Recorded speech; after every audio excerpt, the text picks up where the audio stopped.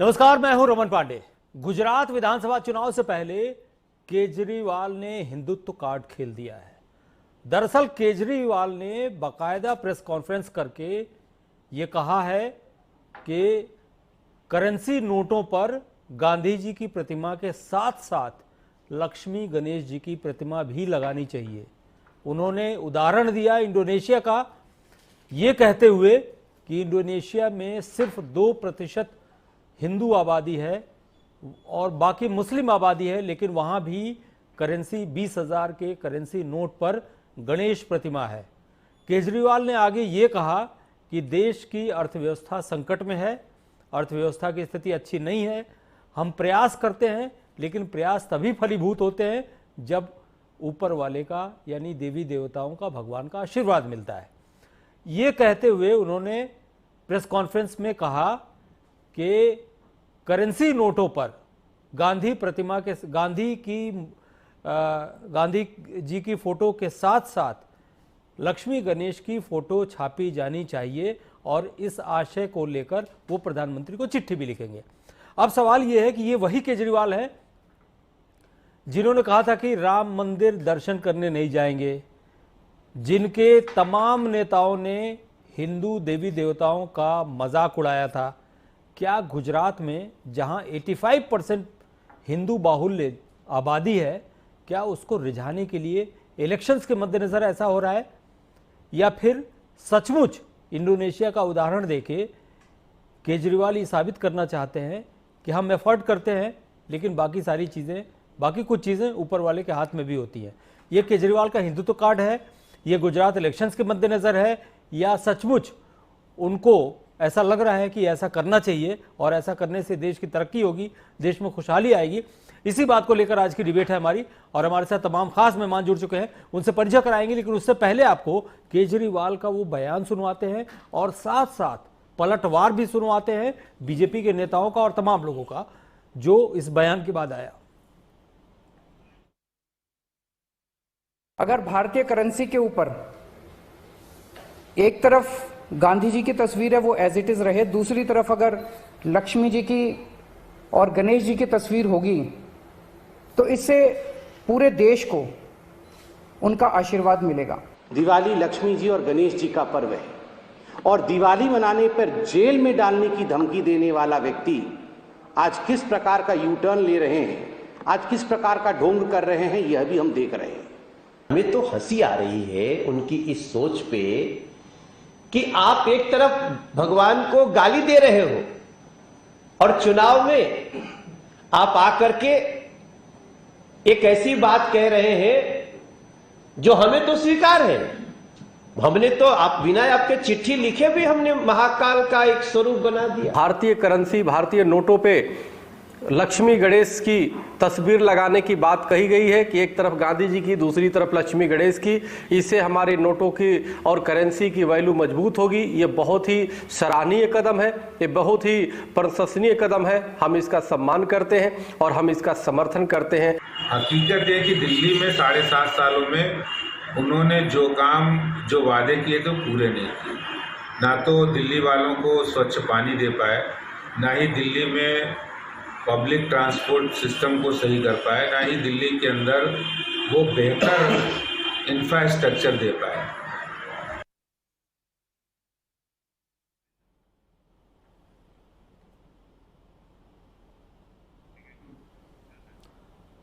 तो ये सारे बयान सुने आपने। संबित पात्रा का भी बयान आया था और उनका ये कहना था कि ये बिल्कुल चुनावी स्टंट है और भक्त बनने की कोशिश न करें अरविंद केजरीवाल। हमारे साथ तमाम मेहमान जुड़ चुके हैं, उनसे आपका परिचय करा दें।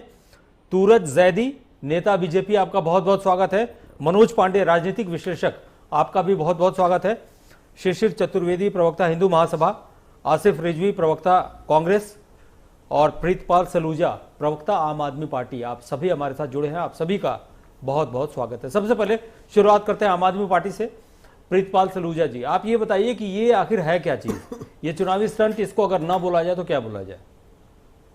देखिए पांडे जी, भारतीय जनता पार्टी को हर समय चूंकि चुनाव मोड में रहती है, इसलिए उनको लग रहा है कि अरविंद केजरीवाल का जो बयान है, देश में 120 करोड़ की आबादी क्या नहीं चाहती कि भगवान के नाम पर हमारा नहीं, देश लेकिन केजरीवाल का यू टर्न ऐसे कैसे हो गया? अच्छा चलिए, अचानक से। भारतीय जनता पार्टी के बड़े नेता की बात कर लेते हैं। आपको याद होगा देश के बड़े नेता प्रधान सेवक नरेंद्र मोदी जी ने शौचालय के ऊपर क्या कहा था?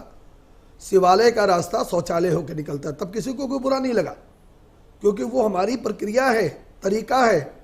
हम इसी लक्ष्मी पूजन के अंदर देश के अंदर करोड़ों रुपए का बाजार हुआ। क्यों लक्ष्मी पूजन का लोग इंतजार करते मुझे हैं। एक चीज बताइए, आखिर इसी वक्त देखिए टाइमिंग को लेकर सवाल उठ रहा है, टाइमिंग को लेकर सवाल उठेंगे, इसलिए कि अब से कुछ ही समय पहले गुजरात इलेक्शंस का अनाउंसमेंट हुआ था। उसी समय की बात है, उन्हीं की पार्टी के एक नेता ने हिंदू देवी देवताओं का भद्दा मजाक उड़ाया था। तो कुल मिला जुला के ये यू टर्न आखिर क्यों?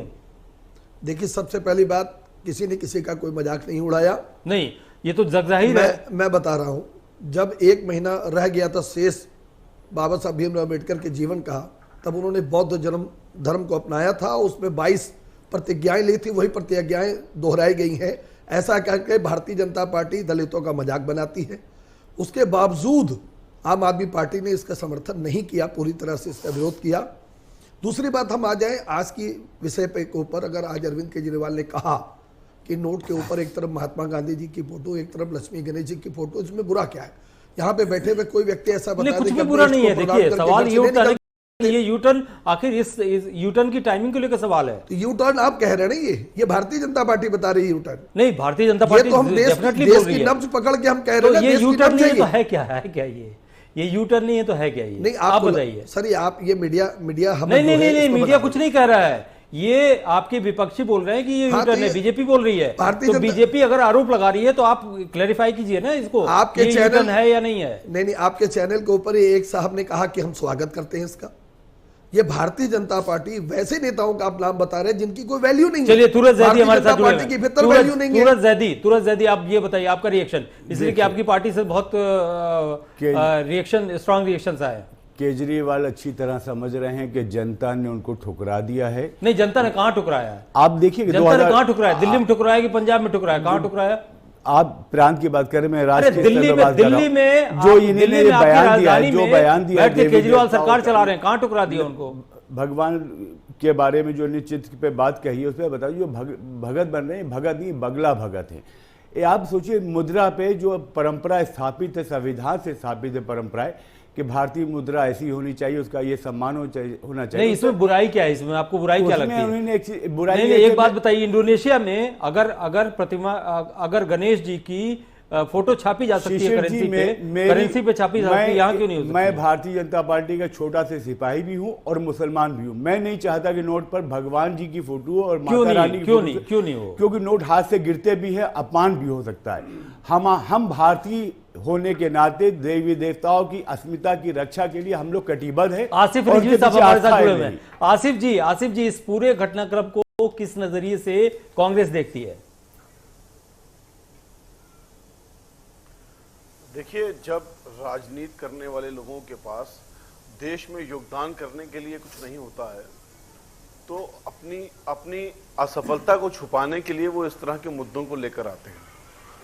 मुझे लगता है कि अर्थव्यवस्था को कैसे मजबूत किया जाए, इसको लेकर ना केजरीवाल जी पास कोई प्लान है और ना ही जो है वो आदरणीय देश के प्रधानमंत्री जी पास कोई प्लान है। इसीलिए शायद आज रेलवे और LIC जैसी जो भारत के देश के लिए एजेंसियां थी जिससे देश पैसा कमा रहा था, वो धीरे धीरे करके बेच दी गई हैं। आप देखिए, BSNL को स्लो कर दिया गया है। मतलब आपको लगता है चुनावी स्टंट है ये? आज 5G BSNL पास नहीं है, लेकिन रिलायंस के पास है। नहीं, मैं तो कह रहा हूं कि बिल्कुल, मेरी तो एक सीधी सी बात है जिसपे आदमी को जवाब देना चाहिए, जिसपे सोचना चाहिए। क्या हाथरस में जो हाथरस की घटना हुई वो इस बात से सुलझ जाएगी? क्या किसानों को कुचल के जिस तरह से जो लखीमपुर खीरी में मारा गया, क्या वो प्रॉब्लम इससे खत्म हो जाएगी? क्या जो LIC बिक रही है, जो रेलवे बेच रहे हैं हम लोग, क्या वो प्रॉब्लम खत्म हो जाएगी? क्या लगातार जो महंगाई पड़ रही है वो इससे खत्म हो जाएगी? क्या जो रुपए की कीमत डॉलर के सामने गिर रही है वो क्या इससे खत्म हो जाएगी? और आपका एक्शन प्लान क्या है? जी, दुनिया में कोई भी धर्म, कोई भी रिलीजन ये नहीं कहता है कि आप काम ना करो, केवल हमारे जाप करते रहो और आप तरक्की कर लोगे। कर्म ही पूजा है, ये सबने कहा है। हर धर्म ये कहता है कि काम करोगे, उसके बाद ही तुम्हें जो है उसका रिजल्ट मिलेगा। और हम आज बैठ के ऊपर सरकार में जो लोग सरकार चला रहे हैं, एक दो स्टेट की सरकार चला रहे हैं, या जो लोग देश चला रहे हैं, अगर वो आज इस तरह की बात करने लगेंगे, कर्म की बजाय जो है वो इधर ध्यान देने लगेंगे, तो कैसे काम होगा? बिल्कुल ठीक बात है, बिल्कुल ठीक बात है। आर्थिक सुधारों के लिए प्रॉपर नीति बनानी चाहिए। बिल्कुल ठीक बात है आपकी। अब हमारे साथ शिशिर चतुर्वेदी भी जुड़े हुए हैं। इससे पहले कि मैं मनोज पांडे जी जो कि राजनीतिक विश्लेषक हैं उनका रुख करूं, शिशिर चतुर्वेदी जी आपसे रिएक्शन, आप अध्यक्ष हैं हिंदू महासभा के, आप इस पूरे घटनाक्रम को किस नजरिए से देखते हैं? इसलिए कि इलेक्शन के अनाउंसमेंट्स के बाद से केजरीवाल जी की पार्टी के तमाम नेताओं का जो रुख हिंदुइज्म को लेके, देवी देवताओं के प्रति रुख उनका जो रहा है उसको देखा जाए और आज के केजरीवाल जी के रुख को देखा जाए, जिसमें उन्होंने ये कहा है कि दिवाली के दिन लक्ष्मी गणेश की प्रतिमाओं के पूजन करते समय उनके मन में ये विचार आया था। आए चुनाव आए नेता, गए चुनाव गायब नेता, ये नीति है हमारी लोकतांत्रिक व्यवस्था में। जब चुनाव आते तो लोभ लुभाने वादे किए जाते हैं। खासकर अभी ये जो ताजा घटना में जिस मुद्दे पे, उसी पे मैं रहना चाहता हूं। देखिए, जो नोट पे हमारे गणेश जी और हमारे लक्ष्मी जी का जो चित्र छापने की बात कही गई है, उसका अखिल भारत हिंदू महासभा विरोध करती है, क्योंकि जो शराब के ठेकों पे शराब बेचने वाले लोग हैं वो गंदे संदे हाथों से उस पे भगवान के जब चित्र बने तो वहां ये बात बिल्कुल ठीक है, बिल्कुल ठीक है। मटन और चिकन के बेचने वाले गंदे हाथों से उसके भगवान के चित्र जब होंगे तो वहां उसका अपमान होगा। चलिए इसको यहां तक ठीक है। रुपए को लुटाया जाता है शादी ब्याह में, वो जब पैर के नीचे पड़े तो हमारी आस्था को चोट पहुंचेगी। यहां तक ठीक है। केजरीवाल जी से पूछना चाहता हूं कि जब ताहिर हुसैन इनका जो पार्षद था बम गोली हिंदुओं पे चला रहा था तब बोलती बनती, दिल्ली में इनके पटाखे बैन है उसके लिए इनकी आवाज नहीं निकलती है। महाराज में साधु संत जिंदा जलाए जाते तब इनकी आवाज नहीं निकलती है। गरीब भोले भाले हमारे जो हमारा जो देशवासी है उनको इलाज के नाम पे, लैपटॉप के नाम पे और तमाम लोग लुभाने वादे करके चिकित्सा के नाम पे उनको चुनाव का बेवकूफ बनाकर उनको जो है उनसे वोट लेने का एक हथकंडा है। कुल मिलाजुला के आपका ये कहना है कि फोटो नहीं छापी जानी चाहिए। बिल्कुल नहीं छापी और ये केजरीवाल का चुनावी स्टंट है। और सुनिए एक बात और, मनोज पांडे हमारे साथ जी। नोट ही नहीं, जितने हमारे प्रभु भगवान जिनके चित्रण जो पटाखों के डिब्बों पे होता है, कैलेंडर पे होता है, ईस्ट इंडिया के नाम पर हिंदू देवी देवताओं का लगातार अपमान किया जाता है। मैं देश की सरकार से कहता हूं कि कम से कम इस पे ध्यान दे और सभी जगह भगवान के चित्रों पे रोक लगाए, क्योंकि वो आज पटाखे जल गए और जलने के बाद डिब्बे सड़कों पे पड़े, वहां भगवान के नाम से पटाखे पे। चलिए आपकी बात समझ गया। मनोज पांडे जी हमारे साथ जुड़े हुए हैं, राजनीतिक विश्लेषक। मनोज जी, पूरे घटनाक्रम को किस नजरिए से देखते हैं आप? 85% हिंदू हैं गुजरात में। गुजरात में तमाम वायदे इन्होंने किए हैं और गुजरात में जिस तरीके से एक जबरदस्त तरीके से कैंपेन कर रही है आम आदमी पार्टी, वो कहीं ना कहीं 2 स्टेट में आने के बाद कहीं ना कहीं वहां भी पैठ जमाने की कोशिश कर रही है। क्या ये कदम उसी का पार्ट हो सकता है? देखिए, अगर राजनीतिक रूप से चीज़ों को देखें, हम सब राजनीतिक बात करें, अभी हम सारे दलों की बात सुन रहे थे, सबकी बातें सुन रहे थे और केजरीवाल साहब का हमने बयान भी सुना। वो एक पॉलिटिकल उनका एजेंडा है और उसको स्टंट न कहिए, पॉलिटिकल एजेंडा कहिए, पहली बात। दूसरी बात कि देश में 2 राष्ट्रीय पार्टियां हैं, एक भारतीय राष्ट्रीय कांग्रेस और दूसरा भारतीय जनता पार्टी। कांग्रेस की स्थिति कहाँ है, कैसे है और किस स्थिति में है, वो अब हम सब देख रहे हैं। कांग्रेस का एक अपना एक जो नज़रिया था वो सेकुलरिज्म का था, सेकुलर पार्टी होकर के कांग्रेस चली, लेकिन बाय द टाइम धीरे धीरे कांग्रेस डिक्लाइन हो गई और धीरे धीरे देश में एक हिंदुत्व की चीज आ गई। लेकिन मैं आपको रोकूंगा जी। लेकिन केजरीवाल ने भी दिल्ली में गवर्नमेंट बनाने से पहले और पंजाब में गवर्नमेंट बनाने तक, ये केजरीवाल का भी बिल्कुल सीधा स्ट्रेट फॉरवर्ड वो सेकुलरिज्म वाला ही एजेंडा था, चाहे वो शाहीन बाग में आंदोलन हो रहा हो, चाहे कुछ भी हो रहा हो। कुल मिला जुला के हमेशा स्टेटमेंट भी उन्होंने सेकुलरिज्म की को लेकर ही दिए हैं। चलिए हम अब दूसरी बात कह देते हैं इस पर कि इस देश में जब हम गुलाम थे, बरतानिया हुकूमत थी, पीछे से आ जाइए, अगर राजनीतिक बात कर रहे हैं तो राजनीतिक बातें और राजनीतिक चीज़ें राजनीति के रूप में होनी चाहिए। तो इस देश में 1857 में म्यूटनी हुई, 1885 में कांग्रेस बनी, इन्हीं बेसेंट बनी और वो अंग्रेजों ने ही बनाया। लेकिन 1915 आते आते उसी कांग्रेस का एजेंडा चेंज हो गया जब गांधी आ गए। तो आप एजेंडे को देखिए ना, राजनीति में एजेंडा सेट होते हैं, एजेंडा बनते हैं, एजेंडा बदलते हैं। 1885 की वो कांग्रेस 1915 में आते आते देश की आजादी की लड़ाई की बात करने। अच्छा, आपको क्या लगता है कि कहीं ना कहीं जो बीजेपी ने राष्ट्रवाद के नाम पे एक तरह से उनकी विपक्षी पार्टियां जो आरोप लगाती हैं कि हाईजैक कर लिया वोटर्स को, कहीं ना कहीं इससे बैकफुट पे आते हुए केजरीवाल ने गुजरात में सेफर साइड का गेम खेलने के लिए इस तरह का एक एजेंडा अख्तियार किया है? केजरीवाल साहब को बैकफुट पे ना मानिए, बैकफुट पे मानना हमें लगता है कि राजनीतिक रूप से एक भूल होगी। इसलिए कि केजरीवाल साहब देखिए, वो 1885 से 1915 एक कदम पीछे हटके दो कदम आगे जाने वाले। दो कदम आगे, वो राजनीतिक रूप से राजनीतिक चालें चल रहे हैं। देखिए, वो जानते हैं कि वो भारत सरकार में नहीं है। वो ये जानते हैं कि हमारे ये कह देने से कि गणेश लक्ष्मी जी के फोटो करेंसी पे लगा दिए जाए, वो होने वाला नहीं है। क्योंकि ये बहुत बड़ी सारी चीज़ें जो हैं वो पार्लियामेंट से तय होंगी, और पार्लियामेंट में भी उनका बहुमत नहीं है। वो ये जानते हैं कि राजनीतिक रूप से 1915 से 1947 तक पहुंचने में 32 साल का सफर है। अब आज की तारीख में अगर आप देखें तो भारतीय जनता पार्टी भी चाहती है कांग्रेस कमजोर हो, और केजरीवाल साहब एक तरीके से अगर आप देखें तो अब बी टीम बनते जा रहे हैं। देश में पंजाब मिल गया तो धीरे धीरे वो उसी रास्ते से चलकर, उनको एक बात समझ में आने लगी है कि रास्ता वही है, लेकिन उनके पास अभी उतनी चीजें नहीं है, मैन पावर नहीं है, दूसरा राजनीतिक रूप से भी जमीन पर नहीं है। लेकिन भाई वो उस बात को कह करके, जिस रास्ते से भारतीय जनता पार्टी को सत्ता मिली है उस रास्ते से चल करके, सत्ता तो राष्ट्रीय स्तर पर भी नहीं प्राप्त कर सकेंगे, 15 से 47 के उस रास्ते पे चलना चाहते हैं कि शायद उनको मिल जाए, इसलिए वो ऐसा सोच रहे हैं, ऐसा कर रहे। वो जानते हैं कि हमारे कहने से तुरंत भारत सरकार पे कोई असर नहीं होगा। हाँ, भारतीय जनता पार्टी में रिएक्शन जरूर होगा,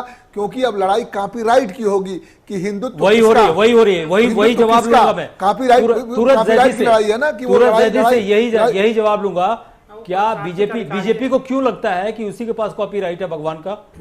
एक बात बताइए, संबित पात्रा का ये रिएक्शन आना कि वो भक्त बनने की कोशिश न करें, क्यों नहीं भक्त बनेंगे? केजरीवाल भक्त क्यों नहीं बनेंगे? बगला भगत बने। नहीं, तो आप कैसे? वो वो आपको ही बगला भगत, मंदिर का विरोध किया। आपको बगला भगत बोलते हैं। वो आदमी है जो लगातार अपने बयान में देवी देवताओं के साथ खिलवाड़ की बात करता है। कोई अगर भक्ति की बात करता है, कोई अगर धार्मिक बात करता है, इसमें बुराई क्या है? देखिए, हम नहीं, एक बात बताइए, एक बात का जवाब जनता चाहती है। एक बात बताइए, क्या धार्मिक चीजों को प्रोपेगेट करने का, पूजा पाठ करने का, चित्र छापने का और इन सारी चीजों का अधिकार, इन सब कॉपीराइट सिर्फ बीजेपी के पास है? कभी भाजपा ने ये नहीं कहा कि कॉपीराइट भाजपा, फिर भक्त बनने की कोशिश न करें। हम वास्तव में भाजपा के जितने भी कार्यकर्ता और जितने राष्ट्रवादी हैं, सब अपनी आस्था रखते हैं देवी देवताओं के प्रति। आप सोचिए, एक नहीं तो भक्त बनने की कोशिश न करें, ये स्टेटमेंट क्या है? एक तरफ गांधी जी होंगे, दूसरी तरफ भगवान श्री गणेश जी होंगे। ये कहां पे समानता की बात आ रही है? ये देवी देवताओं के अपमान की बात है। भारतीय जनता ये उठा रहा था। मैं पहले कांग्रेस का जवाब देना चाहूंगा। कांग्रेस के मित्र ने कहा कि आम आदमी पार्टी के पास विजन नहीं है। अगर विजन ना होता तो हम 3 बार दिल्ली में सरकार नहीं बना रहे होते, पंजाब में हम भारी बहुमत से आने के बाद कांग्रेस को बाहर ना कर रहे होते। वो कांग्रेस जो हमें आईना दिखा रही है, उस कांग्रेस ने 10,76,000 करोड़ रुपए का कोल घोटाला किया, 76,000 करोड़ रुपए का स्ट्रैपलम घोटाला किया। आज तक तो शराब घोटाला जिस बीएसएनएल का नाम इन्होंने लिया, आपके वहां भी तो जांच चल रही है। जिस दिल्ली में जांच चल रही है, आपके मंत्रियों की गिरफ्तारी की आ रहा हूं सर। जिस बीएसएनएल को ये कह रहे हैं कि भारतीय जनता पार्टी ने खत्म किया, तो उसको इनकी शुरुआत इन्होंने ही की थी। 76,000 करोड़ का अगर स्पेक्ट्रम घोटाला इनके समय में ना होता, आज बीएसएनएल अपनी जगह पे खड़ी होती। अब मैं आ जाता हूं दिल्ली के ऊपर। अभी जयदी साहब ने कहा कि ये बगला भगत है। बगला भगत क्या दिल्ली के माताओं बहनों को, जो बुजुर्ग हमारे हैं, उनको श्रवण कुमार के नाम से धार्मिक स्थानों पे ट्रेन पे दिल्ली सरकार भेजेगी? क्या राक्षस या रावण की वृत्ति ऐसी होती है? देखिए, देखिए मैंने आपके बीच में नहीं बोला, मैंने आपके बीच में नहीं बोला। जयदी साहब आप अपने समय पे बोलिए, सुन लीजिए, आप अपने समय पे बोलिएगा। कोई राक्षस वृत्ति वाला व्यक्ति अपने लोगों को धार्मिक स्थल पे श्रवण कुमार के नाम से, वो दिल्ली का पुत्र बनकर माताओं बहनों को, जो बुजुर्ग हैं, उनको वो धार्मिक स्थानों की यात्रा नहीं कराएगा। पहली बात, दिल्ली की जनता को, अभी हमारे मित्र जो शायद हिंदू महासभा के हैं, उन्होंने कहा कि इसका मैं विरोध करता हूं और ऐसा नहीं होना चाहिए, वैसा नहीं होना चाहिए। मैं एकदम विरोध करता हूं कि धार्मिक कोई भी चित्र हो वो पैरों पे नहीं गिरा रहना चाहिए, रास्ते पे नहीं होना चाहिए। क्या अखबार जो दैनिक जागरण है, हिंदुस्तान है, अन्य अखबार जो इसको छापते हैं उसका विरोध ये दर्ज कराएंगे? बिल्कुल, मैंने कहा सभी पे नहीं छपना चाहिए। सुनिए, खाली दर्ज कराना।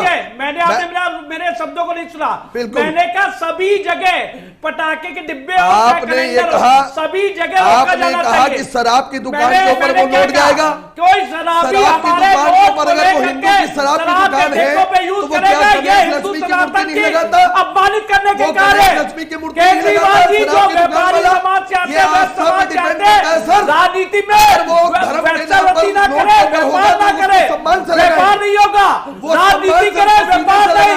हिंदू सनातन गुरु गोविंद सिंह जी का चित्र छापे से अगर लक्ष्मी गणेश जी की मूर्ति फोटो अगर मोबाइल नोट के ऊपर होगी तो उसको सीने से लगाएंगे, उसको इधर उधर नहीं फेंकेंगे। आप विरोध करने से पहले इस बात को पहले सोच लीजिए। जो देश इंडोनेशिया जहां पे 80% मुसलमान रहते हैं वहां पे गणेश जी की मूर्ति फोटो लगी हुई है करेंसी के ऊपर। अगर हमारे भारत में यहाँ पे 120 करोड़ की आबादी है, अगर लक्ष्मी गणेश जी की मूर्ति लग जाएगी, इसका विरोध क्यों कर रही है हिंदू महासभा? इसका विरोध क्यों भारतीय जनता पार्टी कर रही है? जो भारतीय जनता पार्टी के नेता कहते हैं कि शिवालय का रास्ता शौचालय से होकर निकलता है, तब आप विरोध नहीं करते। क्या शिवालय का रास्ता शौचालय होकर निकलता है? ये बताइए, शिवालय का रास्ता शौचालय होकर निकलता है? आप हिंदू महासभा के हैं, आप ये बताइए। अरे सर सुन लीजिए, हमारे साथ सुन लीजिए, अरे सुन लीजिए सर, क्या शिवालय का रास्ता शौचालय होकर निकलता है? आपने विरोध किया उसको? आपने मनोज पांडे जी से जानना चाहते नहीं किया, क्योंकि आपको विरोध वहां करना है जहां अरविंद केजरीवाल कह रहा है कि लक्ष्मी गणेश की फोटो जो है वो नोट पे होनी चाहिए। मनोज पांडे जी का रुख करेंगे। आपने तब विरोध, मनोज पांडे जी का रुख करेंगे। देश के प्रधानमंत्री कहते हैं मनोज पांडे, शिवालय का रास्ता शौचालय। मनोज पांडे, आपसे एक बहुत इंपॉर्टेंट सवाल है, एक बहुत इंपॉर्टेंट सवाल। मनोज पांडे, आप बताइए, मुझे याद है कि जिस वक्त पहली बार केजरीवाल राजनीति में पदार्पण कर रहे थे, उस वक्त जो जनसभाएं करते थे उसमें एक छोटी सी पर्ची दिखाते थे वो, और पर्ची दिखा के बोलते थे ये देख लो, इसमें ये जो अकाउंट नंबर है ना, ये स्विस बैंक का अकाउंट नंबर है, ये इनका वाला खाता है, ये उनका वाला खाता है, ये फलाने का खाता है, दिमागे का खाता है। हालांकि उस समय जो उनकी स्ट्रेटेजी थी, उस समय मीडिया पे भी बिल्कुल चढ़ गए थे। एक टाइम ऐसा आया कि मीडिया ने बहुत सपोर्ट किया था उनको। एक टाइम ऐसा आया कि वो मीडिया के खिलाफ भी अनाप शनाप बोलने लगे। लेकिन आज की तारीख में अब मैं पर्सनली फील करता हूं कि केजरीवाल पॉलिटिक्स में मैच्योर होते जा रहा है। आपसे एक रिएक्शन लेना चाहेंगे। देखिए, राजनीतिक रूप से मैंने पहले कहा ना कि 1885 कांग्रेस और 1915 कांग्रेस में अंतर आ गया। केजरीवाल साहब जिस समय चले थे, पर देखिए वो अन्ना हजारे के एक आंदोलन की उपज है। अन्ना हजारे साहब नेपथ्य में चले गए, उनके जो बाकी शिष्य थे राजनैतिक रूप से अगर आप देखें तो नेपथ्य में चले गए। ये राजनैतिक रूप से नेपथ्य में नहीं गए, राजनैतिक रूप से ये आगे आए।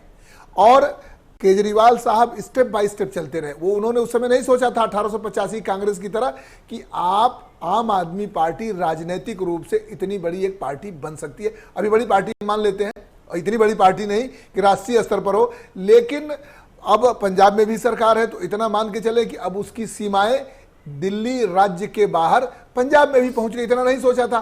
तो राजनीतिक रूप से जब वो चले थे तो उस समय जो उन्होंने सोचा था, और बाद में जो बीजेपी को ये क्रिटिसाइज करने की बजाय कि भक्त बनने की कोशिश न करें, इस चीज को फाइंड आउट करना चाहिए कि आखिर वो कौन से फैक्टर्स हैं कि केजरीवाल को 3 बार से दिल्ली में सत्तासीन कर रहे हैं और वहां पंजाब में भी उनका खाता खुल गया। देखिए, भारतीय जनता पार्टी का जो अपना एजेंडा है, मैं अगर राष्ट्रीय राजनीति में बात करें, भारतीय जनता पार्टी का अपना एजेंडा है, केजरीवाल साहब का अपना एजेंडा है। केजरीवाल साहब अब एक राज्य के बाद दूसरे राज्य में गए। अगर आप पूरे देश की राजनीति को आप देखें तो हमने पहले कहा कि कांग्रेस राष्ट्रीय पार्टी है, लेकिन उसका अस्तित्व क्षेत्रीय दलों के बराबर का हो गया है। कांग्रेस अब राष्ट्रीय पार्टी के नाम पर है, लेकिन वो राष्ट्रीय पार्टी कितना बची है जिसका कभी देश में दबदबा था, हर जगह सरकारें हुआ करती थी। आपको आम आदमी पार्टी का फ्यूचर क्या लगता है? देखिए, राजनीति में किसी के फ्यूचर के बारे में बहुत पहले परिकल्पना करके कोई बात नहीं कही जा सकती, लेकिन राजनीतिक नेता अगर होशियार है, राजनीतिक नेता की अगर सोच है तो राजनीतिक रूप से वो आगे बढ़ने का प्रयास करता है। केजरीवाल साहब को अगर आप देखें तो केजरीवाल साहब बड़े नीचे से चले और धीरे धीरे एक राज्य दिल्ली में आए, 3 बार आए, हैट्रिक लगाया, पंजाब की तरफ आगे बढ़ गए। अब अगर आप पिछला चुनाव आप देखें गुजरात में तो वहां कांग्रेस और भारतीय जनता पार्टी का मुकाबला था, लेकिन इस बार आप देखें तो बड़े होशियारी से केजरीवाल साहब भी आगे, तो त्रिकोणीय मुकाबला हुआ। तो जो नुकसान होगा हिमाचल में आप देखिएगा, जब चुनाव के परिणाम आएंगे तब भी देखिएगा। मैं आज ही चुनाव परिणाम के बारे में एक भविष्यवाणी कर रहा हूं, आप देखिएगा कि आम आदमी पार्टी के आने से कांग्रेस को बहुत नुकसान होगा, भारतीय जनता पार्टी को उतना नुकसान नहीं होगा। इसी सवाल का जवाब देते हैं आसिफ रिजवी साहब से। आसिफ रिजवी साहब, बहुत इंपॉर्टेंट सवाल है कि कांग्रेस जिस तरीके से खासतौर से राहुल गांधी मेहनत कर रहे हैं, डेफिनेटली उनकी मेहनत को अप्रिशिएट किया जाना चाहिए, इसलिए पदयात्रा कर रहे हैं और पॉलिटिकली बहुत मैच्योर भी हुए हैं राहुल गांधी। पार्लियामेंट में भाषण देने की बात हो या इस तरह के कोई भी स्टेप उठाने की बात हो, ये अलग बात है कि उसका रिजल्ट कांग्रेस को क्यों नहीं मिल पा रहा है, ये एक सोचने वाला विषय है। लेकिन जिस तरीके से मेहनत कर रहे हैं, लेकिन उसका बेनिफिट कहीं ना कहीं कांग्रेस को क्यों नहीं मिल रहा है, और क्यों ऐसा लग रहा है कि बीजेपी को अगर क्षेत्रीय स्तर से ऊपर उठ के 2-4 स्टेट में अगर उसको चैलेंज करने वाली कोई पार्टी है तो आम आदमी पार्टी उस तरफ अग्रसर है, ऐसा लग रहा है। ऐसा क्यों लग रहा है लोगों को? देखिए, राजनीति जो भी पॉलिटिकल पार्टीज करती हैं, जो भी लोग करते हैं, उनकी अपनी एक विचारधारा होती है। कांग्रेस पार्टी अपने आप को कमजोर उस दिन पाएगी जिस दिन उसकी विचारधारा कमजोर होगी। हमारा बिल्कुल स्पष्ट मानना यह है कि जब देश का निर्माण होएगा, समाज होएगी, तो अपने आप ही जहां कांग्रेस आगे बढ़ेगी, चाहे वो किसी रूप में हो। हम अपने कार्य की तरफ अग्रसित हैं, हम कार्य कर रहे हैं, हम उस पर वर्किंग कर रहे हैं, और हमारा नजरिया जो है शायद लोगों की समझ में अभी नहीं आ रहा है, कुछ समय बाद आएगा, लेकिन वो आएगा, क्योंकि जो हम कह रहे हैं वही सच है, हमें ऐसा लगता है और ऐसा है भी।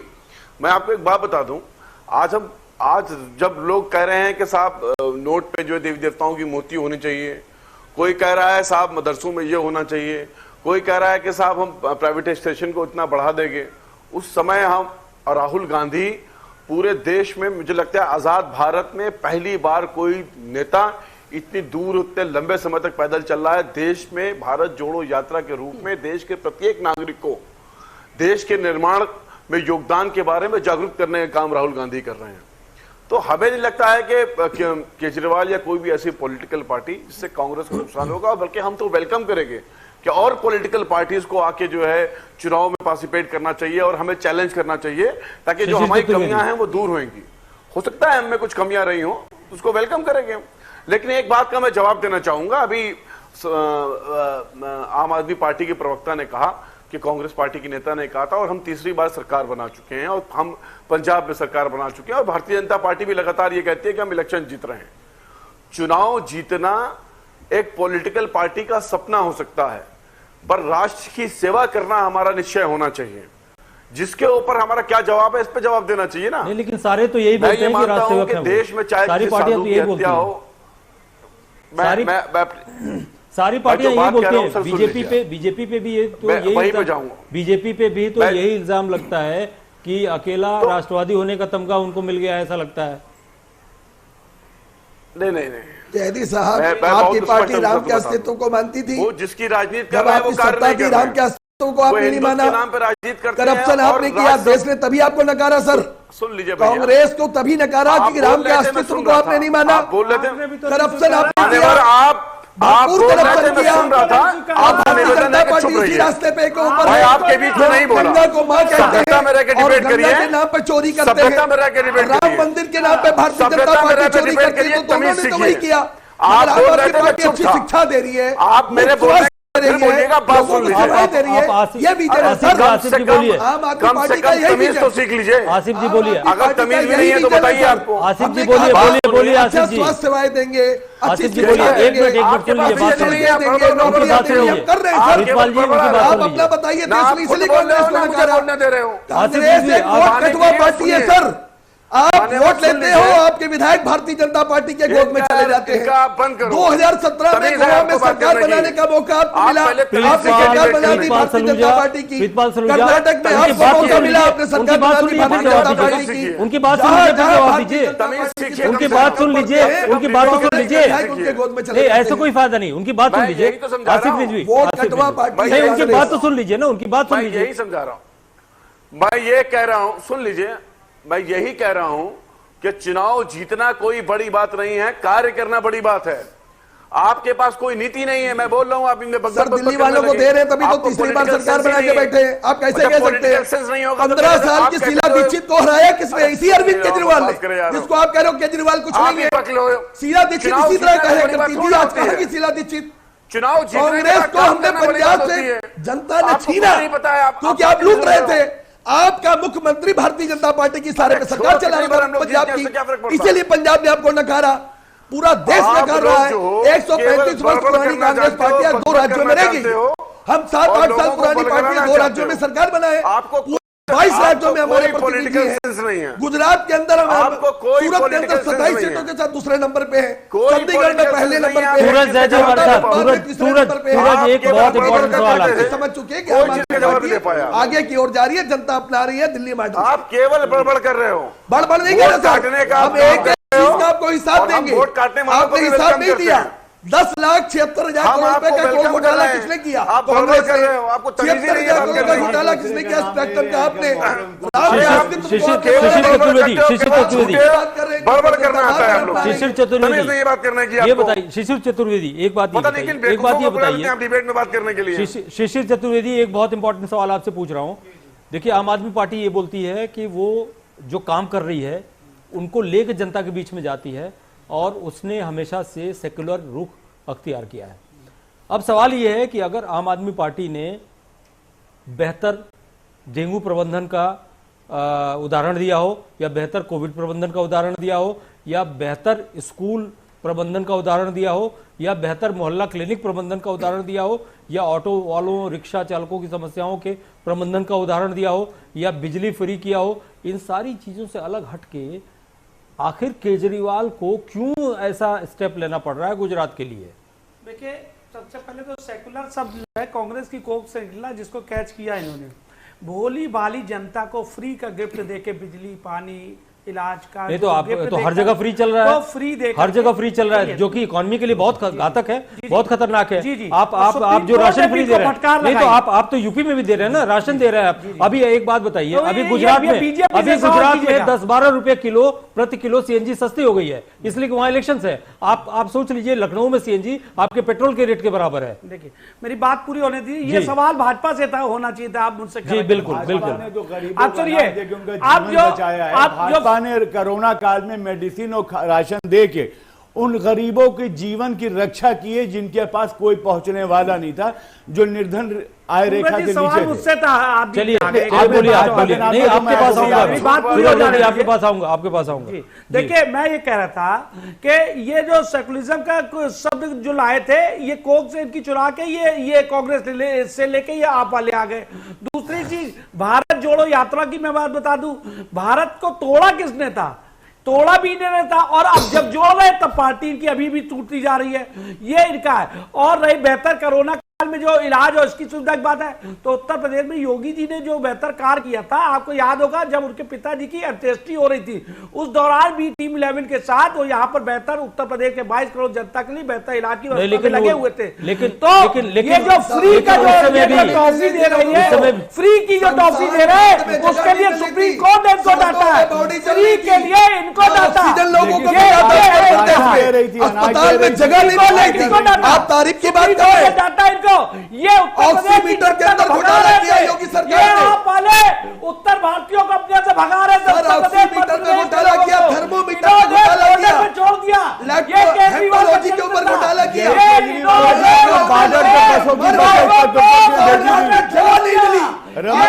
केजरीवाल थे। आप कैसे हिंदू है? वो आप तारीफ कर रहे हैं, बताइए लोगों को शमशान घाट में जगह नहीं मिल रही थी, सभी चैनल ने दिखाया था, सड़कों पे लोग जलाए जा रहे थे, सड़कों पे लोग जलाए जा रहे थे साहब। इसी उत्तर प्रदेश में लोगों को ऑक्सीजन नहीं मिल रहा था। मनोज पांडे हमारे साथ जुड़े हुए हैं। मनोज पांडे हमारे साथ जुड़े हुए हैं। मनोज पांडे एक बहुत सीरियस है, बहुत। शिशिर चतुर्वेदी सुनिए, शिशिर चतुर्वेदी सुनिए, एक प्रूफ दिखा दो, शिशिर चतुर्वेदी सुनिए, एक प्रूफ दिखा दो, एक प्रूफ दिखा दो, एक प्रूफ हो तो मनोज पांडे उत्तर प्रदेश सुनिए, साइलेंस मनोज पांडे एक बहुत इंपॉर्टेंट सवाल जिससे मुझे लगता है कि आसिफ रिजवी और जितने तमाम लोग हैं वो भी सहमत होंगे। एक बहुत इंपॉर्टेंट सवाल मैं पूछना चाहता हूं। जिस समय कोविड पूरे देश में बहुत रफ्तार से बढ़ रहा था, उस समय दिल्ली में बहुत मामले आ रहे थे, और मामले क्यों आ रहे थे इसके पीछे कहा यह जाता है, आम आदमी पार्टी की तरफ से यह दावा किया जाता है कि कोविड की टेस्टिंग ज्यादा हो रही थी इसलिए मामले आ रहे थे, और जहां बीजेपी शासित जो राज्य थे वहां पे टेस्टिंग ज्यादा नहीं हो रही थी इसलिए मामले कम आ रहे थे। दूसरी बात, कोविड प्रबंधन को लेके और वहां पे प्राइमरी स्कूलों को बेहतर बनाने की दिशा में डेफिनेटली अगर निर्विवाद तरीके से सोचा जाए तो केजरीवाल की गवर्नमेंट ने दिल्ली में काम किया है। जो मोहल्ला क्लिनिक का कॉन्सेप्ट है, या जो ऐसी लोगों की छोटी छोटी समस्याओं को उठाने का कॉन्सेप्ट है, तो मैं आपसे जानना चाहता हूं कि आप कितना सहमत हैं इन चीजों से, इसलिए कि केजरीवाल ने जनता की नब्ज पकड़ी उस समय जिस समय सिर्फ पॉलिटिक्स होती थी दिल्ली में। देखिए, पहले हमने कहा कि केजरीवाल साहब एक देखिए राजनीति में अभी हमारे कांग्रेस के साथी भी कह रहे थे, मैं भी कहता हूं कि बेवक्त की सहनाई भी बुरी होती है, और वक्त पर अगर तुरही बजा दीजिए तो बहुत बड़ा काम कर जाती है। कांग्रेस, जैसे कांग्रेस में राहुल गांधी जी, मैं आलोचना नहीं कर रहा हूं राहुल गांधी जी की, लेकिन राहुल गांधी जी इस समय पूरे देश में भारत जोड़ो यात्रा पर है। हम आपका स्वागत करेंगे। हम आलोचना नहीं कर रहे हैं। आप हमारी बात सुन ले, पहले बात सुन ले, उसके बाद कांग्रेस के साथ ही आप बोलिएगा। मैं कहीं आपके बीच में नहीं बोल रहा था, मैं आपको बता रहा हूं वो इस समय भारत जोड़ो यात्रा पर है, लेकिन देश में कोई हलचल नहीं हो रही है। और अगर आप इतिहास में जाएं तो गांधी जी ने बड़ी छोटी दांडी यात्रा की थी और बरतानिया हुकूमत तक को हिला दिया था। तो अब दिक्कत यह है कि नब्ज पकड़ने की जो कला है राजनीति में, जिसे आ जाए, गांधी जी ने उस समय पकड़ लिया। लोग कहते थे जहां न पहुंचे मारवाड़ी, जहां न पहुंचे बैलगाड़ी वहां पहुंचे मारवाड़ी।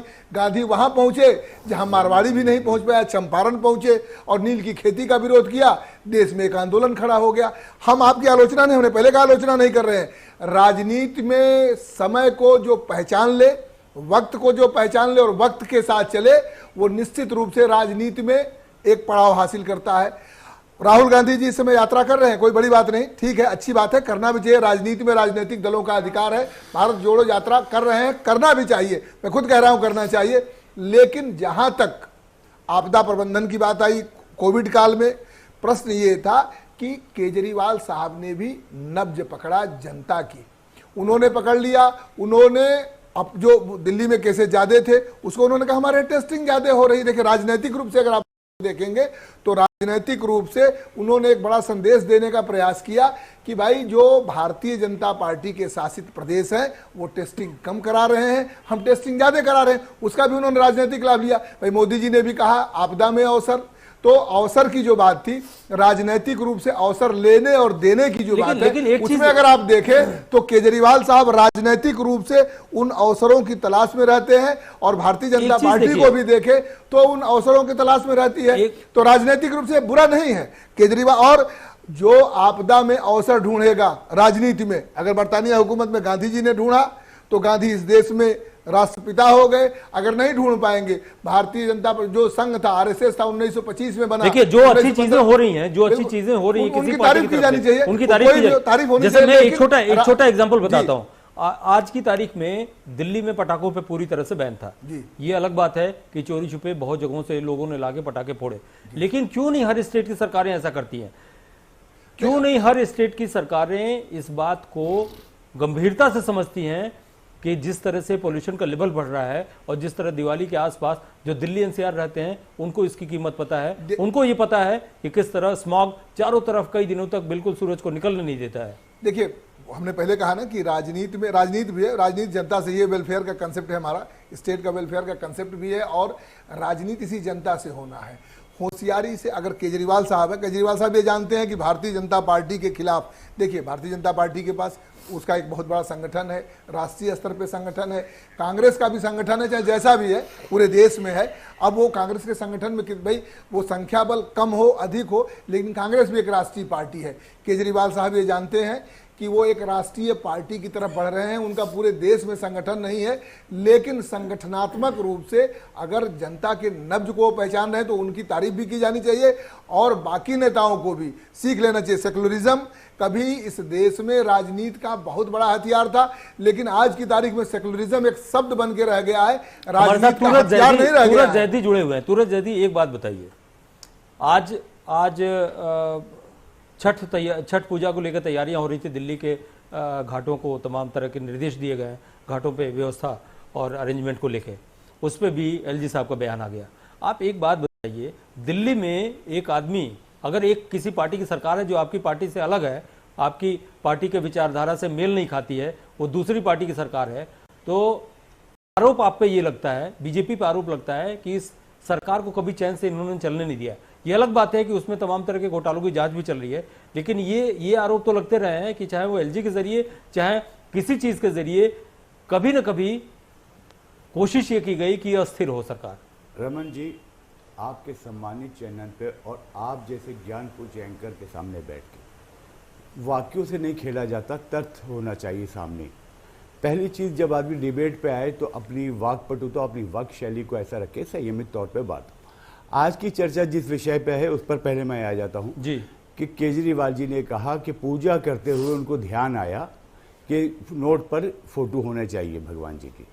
यही अगर अल्लाह ना करे यही ध्यान ओवैसी को आ जाए या कल किसी पादरी जी को आ जाए, तब नोटों पे क्या नोट होंगे कि धार्मिक ग्रंथ हो जाएगा। भारत की जो मुद्रा है, जो भारतीय रिजर्व बैंक के नाम से है, उसका घोर उल्लंघन करने वाली बात केजरीवाल जी ने कही है। ये सिवाय राजनीतिक स्टंट के कुछ भी नहीं है, बिल्कुल नहीं है, और मैं इसका पुरजोर विरोध करता हूं। जवाब दीजिए प्रीतपाल सलूजा। बिल्कुल बात दुरुस्त है कि अगर सब लोग इसी तरह डिमांड करने लगे तो किसकी डिमांड पूरी होगी। रमन पांडे जी, आपने जो सवाल पूछा उनका ये जवाब दे नहीं पाए। जिस विषय पे बहस हो रही थी सलूजा जी, इस विषय पे बात करने के लिए आज सलूजा जी चीखने, चलिए कोई बात नहीं, उस सवाल को बाद में अपनी बात पे कह आप इनके सवाल का रिएक्शन। बिल्कुल, मैं छठ मैया के ऊपर भी कह दे चुका, मैं बिहार का हूँ, गया मेरी पैदाइश स्थान है और मैं छठ पूजा पे हमेशा लगातार वहाँ पे जाता हूँ अपने मित्रों के साथ। दिल्ली के अंदर हर वर्ष तकरीबन 1100 स्थान ऐसे बनाए जाते हैं जहाँ छठ मैया की पूजा हो सके। एलजी जो दूसरे प्रदेश से आए थे उनको जानकारी नहीं दिल्ली की, उसके ऊपर उन्होंने प्रश्न चिन्ह खड़े कर दिए कि ये कैसे। इस टॉपिक को छोड़िए, अभी ये बताइए कि अगर इसी तरह वैसी भी मांग करने लगे, इसी तरह सब लोग डिमांड करने लगे कि उनके जो धर्म पुरुष हैं या जो उनके भगवान हैं उनकी तस्वीरें होनी चाहिए, तो फिर ये तो प्रैक्टिकली पॉसिबल नहीं होगा ना। क्या रमन पांडे जी, लक्ष्मी जी गणेश जी की अगर वहां पर फोटो लग जाएगी तो इससे क्या नुकसान होने वाला है, इसका क्या विरोध होने वाला है? जो आप चाहते हैं भगवान जी की फोटो मांस की दुकान पे जाए, आप चाहते हैं भगवान जी की फोटो शराब की दुकान पे जाए, आप चाहते हैं कि भगवान जी की कौन सी ऐसी दुकान है जहां भगवान अल्लाह राम वाहिगुरु की फोटो मूर्ति नहीं लगी रहती? मैं आपको कौन सा ऐसा स्थान है, कौन सी शराब की दुकान है जहाँ पे गणेश लक्ष्मी की फोटो नहीं होती? अगर शराब की बोतल पे फोटो लगी हो तो गलत, उसको बैन करना चाहिए। तो मैं सरकार से मांग करता हूं, अगर नोट के ऊपर अल्लाह ताला का नाम लिखा होगा, भगवान नहीं चाहिए मुझे, मैं मुसलमान होकर कह रहा हूं, मुझे नोट अल्लाह का नाम नहीं चाहिए, क्योंकि उसको लोग सीने से लगा के रखेंगे, मेरा उस नाम को सम्मान देना मेरी शादी होती है। सलूजा जी ये मंडी नहीं है, सलूजा जी सुनिए ये मंडी नहीं है, उसको लोगों को माथा लगा के सलूजा जी ये मंडी नहीं है, सुनिए आपके चीखने से आपकी बात नहीं है। सुनिए, मैं नहीं चाहूंगा कि नोट पे अल्लाह लिखे, क्योंकि वो नोट जमीन पे गिरेगा तो मेरी बेइज्जती होगी। हमारा ये बताइए, चलिए आपकी एक सच्चे हिंदू का जमीन गवारा नहीं करेगा। बहस अपनी जगह, आपकी बहस हिंदू का जमीन गवारा, मेरी बात सुनिए, मेरी बात आप जो है मेरी बात सुनिए, ना करिए, मेरी बात सुनिए, मेरी बात सुनिए, आपकी बहस अपनी जगह पे है। मैं एक सवाल सबसे पूछना चाहता हूँ, एक बात बताइए। एक सवाल पूरी बात हो जाने दी पूरी जी। एक आपने बहुत सुंदर सवाल एकदम सीधा सलूजा जी से पूछा, क्या कोई मुसलमान कहे कि मेरे सपनों में अल्लाह आए, उनका फोटो छपना चाहिए, नोटों पे, कोई सिख भाई कहे, तो उस पे आम आदमी पार्टी का क्या रिएक्शन होगा? ये इसका बिल्कुल बिल्कुल सुझाव देना। जो देश के नागरिक है, जो हमारे भारत के नागरिक है, उन्होंने सुझाव दिया, आदेश नहीं दिया।